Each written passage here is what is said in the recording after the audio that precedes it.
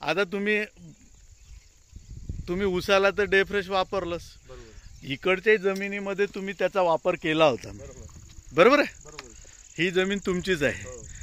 तर तुम्ही जे आता येता बोलत आले की जमीन एकदम काय सांगितलं तुम्ही? आम्ही ह्या साधारण 1 वर्ष झालं वापरतोय आम्ही. तर हे क्षेत्र आहे आपलं, हे साधारण 10 पांडाचं क्षेत्र आहे, अर्धा एकरचं. बरोबर. त्याच्यामध्ये आम्ही 3 पिकं प्रामुख्याने केली. त्या पिकाला पूर्णपणे आम्ही वापरलं.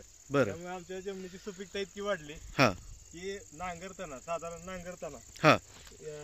इतकी मऊ जमीन, म्हणजे नांगरटवाल्याला पण तो पण हे झाला नांगरटवाला की बाबा इतकी मऊ जमीन कशी काय, एवढं पोकळी कशी काय तयार झाली जमीन. म्हणजे तुम्ही एवढं आता गेल्या 3 वर्षापासून वापर करून सुद्धा जमीन सुधारतच आहे, खराब नाही होत, प्रगती करत आहे आणि उत्पन्न पण वाढत, पण त्या भरपूर प्रमाणात वाढते.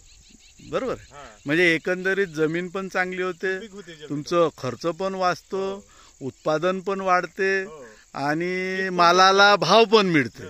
ह्या सर्व गोष्टी जुळून आणण्याचं काम हे डेफ्रेश करतं. साधी बाटली 200 आणि 250 रुपयामध्ये तुमचं एवढं मोठं काम करून देत. बरोबर.